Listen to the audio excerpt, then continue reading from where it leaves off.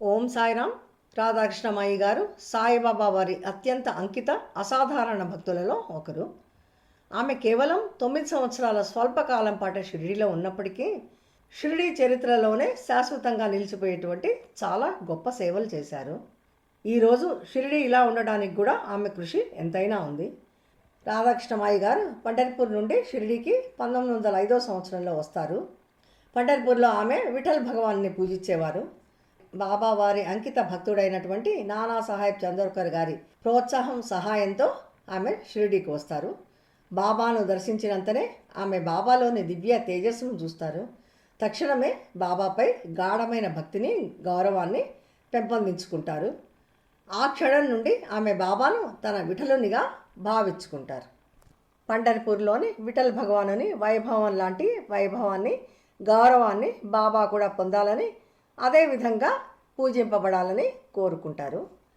ఈ దివ్య సంకల్పంతో ఆమె చావడి ఊరేగింపును రాజసంతో ఉత్సవ వైభవంతో నిర్వహించడంలో కీలక పాత్ర వహిస్తారు.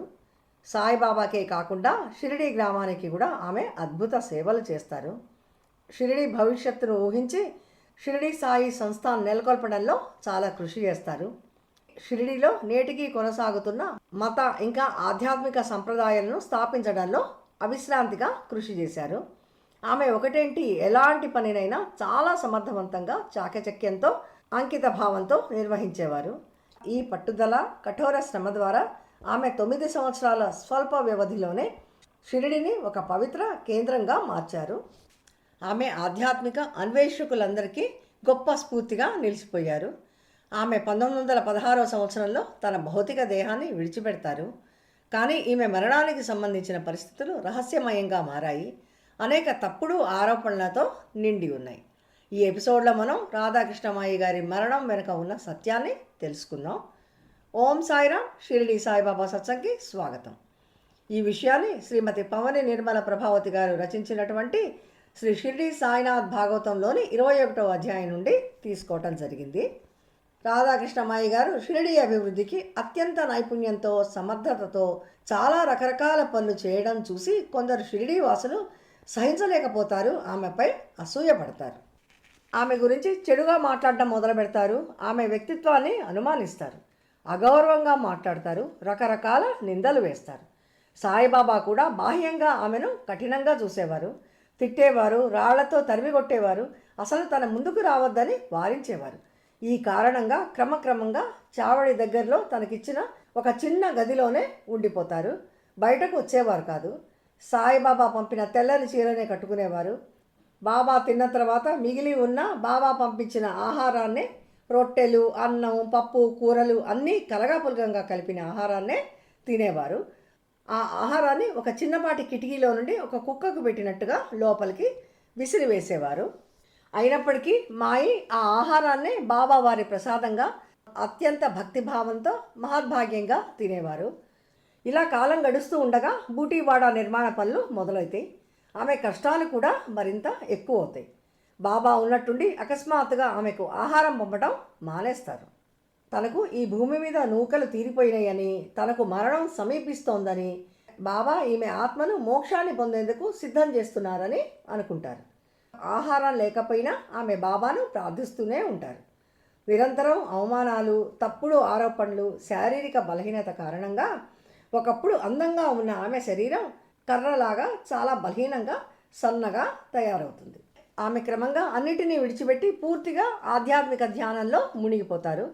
ఇలా కొన్ని రోజుల తర్వాత ఆమె నిశ్శబ్దంగా తన భౌతిక దేహాన్ని విడిచిపెడతారు. 1916 సంవత్సరంలో ఆమె సమాధి చెందుతారు. 3వ రోజున ఆమె గది నుండి దుర్వాసన రావడం మొదలవుతుంది. అటుగా వెళుతున్న కొంతమంది ఈ విషయాన్ని గ్రామాధికారికి తెలియజేస్తారు. వాళ్ళు తలుపులు పగలగొట్టి లోపలికి వెళ్ళి చూస్తే రాధాకృష్ణమాయి పూజ చేస్తూ కూర్చొనే ఒక పక్కకు కొద్దిగా వాలి నిర్జీవంగా ఉండటం చూస్తారు. ఆమె ముందు బాబావారి ఫోటో ఉంటుంది. అగరబత్తులు కూడా కాలిపోయి ఉంటాయి. ఇంకా జనాలు రకరకాలుగా మాట్లాడుకోవటం మొదలు పెడతారు. ఆమె మరణానికి సంబంధించిన విషయాలు రహస్యమయంగా మారుతాయి. చాలామంది ఆమెను అపార్థం చేసుకుంటారు, రకరకాల ఆరోపణలు వేస్తారు. ఆమె ఆత్మహత్య చేసుకొని ఉంటుందని కొందరు, ఆమె గర్భవతి అయి ఉంటుంది అందువల్లే ఆత్మహత్య చేసుకొని ఉంటుందని మరికొందరు ఆరోపిస్తారు. గ్రామస్తులందరూ ఆమె మరణం వెనుక ఉన్న నిజాన్ని తెలుసుకోవాలనుకుంటారు. గ్రామాధికారికి చెప్పి ఆమె శరీరాన్ని పోస్ట్ మార్టంకు పంపించాలని నిర్ణయించుకొని కోపర్గాంలోని గవర్నమెంట్ హాస్పిటల్కు ఆమె శరీరాన్ని తరలిస్తారు. పోస్ట్ మార్టం రిపోర్ట్లో ఆమె మరణం సహజ మరణం అని తేలుతుంది. ఆమె గర్భవతి అయిండటం కానీ ఆత్మహత్య చేసుకోవటం కానీ ఏమీ జరగలేదని తేల్చి చెప్తారు డాక్టర్లు. ఆమె నిర్దోషి అని తేలుతుంది. అయినప్పటికీ చాలామంది ఆమెను నమ్మడానికి నిరాకరిస్తారు. ఆమె మృతదేహానికి దహన సంస్కారాలు చేయడానికి ఎవరూ ముందుకు రారు. చివరకు గోదావరి ఒడ్డున ఒక అనాథ శవంలా దహనం చేయాలని నిర్ణయం తీసుకుంటారు. ఇదంతా జరుగుతున్నా బాబా ఏమీ మాట్లాడరు, మౌనంగా ఉండిపోతారు. ఎందుకంటే ఆ సమయంలో బ్రిటిష్ ప్రభుత్వం బాబాను ఏదో ఒక కేసులో ఇరికించి అరెస్ట్ చేయాలని పొంచి ఉంటారు. సరిగ్గా అదే సమయంలో బాబా వారి ఒక అంకిత భక్తుడు వామన్రావు పటేల్ గారు, ఎవరైతే తర్వాత కాలంలో స్వామి సాయి శరణానంద్గా ప్రసిద్ధి చెందారో, గుజరాత్ రాష్ట్రం అంతటా బాబా వారి కీర్తిని విస్తరింపజేశారో, వారే ఆ సమయంలో అటుగా వెళ్తూ అక్కడ శవం పడి ఉండటం చూసి ఆ శవం ఎవరిది అని అడుగుతారు. రాధాకృష్ణమాయి గారిది అని తెలుసుకొని అసలు నమ్మలేకపోతారు. అంతటి గొప్ప ఆత్మకు ఇంతటి అవమానమా అని అనుకొని కొన్ని విషయాలను గుర్తు చేసుకుంటారు. షిరిడీలో తనకు మాయి బాబా గురించి, భక్తి గురించి, నిస్వార్థ సేవ గురించి అనేక ఆధ్యాత్మిక విషయాలను తెలియజేసినటువంటి మహా గొప్ప మనిషి, ఆమె నా గురుమాత అని అనుకుంటారు. బాబా ఆమె పట్ల ఎంత కఠోరంగా ప్రవర్తించినా ప్రతి కష్టాన్ని ఆమె గురుప్రసాదంగా స్వీకరించేవారని, ఆమె ఏనాడు బాబాని ఏమీ ప్రశ్నించలేదని, ఎప్పుడూ ఎలాంటి ఫిర్యాదులు చేయలేదని, వారి చర్యలను ఎల్లప్పుడూ దైవంగా చూశారని, ఈ కష్టాల ద్వారా తన కర్మలు కాలిపోతున్నాయని ఆమె నమ్మేవారని వామన్రావు పటేల్ గారు గుర్తు చేసుకుంటారు. ఆమె మృతదేహం ఇంత అగౌరవంగా పడి ఉండటం చూసి తట్టుకోలేకపోతారు. తను ఒక న్యాయవాది అయి ఉండటం చేత త్వరగా కావాల్సిన పత్రాలను ఏర్పాటు చేసుకొని చట్టబద్ధంగా ఆమె మృతదేహాన్ని తన ఆధీనంలోకి తీసుకుంటారు. ఆమెను తన సొంత తల్లిలా భావించి తానే స్వయంగా అన్ని అంత్యక్రియలను నిర్వహిస్తారు. ఇలా ఆమెకు తన గురుదక్షిణను సమర్పించుకుంటారు వామన్రావు పటేల్ గారు. ఆమె చితాభస్మానికి నమస్కరిస్తూ బాబా నా దేవుడు, మీరు నా గురుమాత అని అంటారు. తన కన్నీటితో ఆమెకు వీడుకోలు పలుకుతారు వామన్రావు పటేల్ గారు. తర్వాత రాధాకృష్ణమాయి గారి సన్నిహిత స్నేహితురాలైనటువంటి బిక్కుబాయి అని పిలువబడే ఆమె రాధాకృష్ణమాయి యొక్క చాలా దయనీయమైన మరణం వెనుక ఉన్న నిజాన్ని తెలుసుకున్న ఈమెకు బాబాపై చాలా కోపం వస్తుంది. మాయి పట్ల బాబా వారి కఠిన ప్రవర్తనకు ఆమె బాబాను నిందిస్తారు.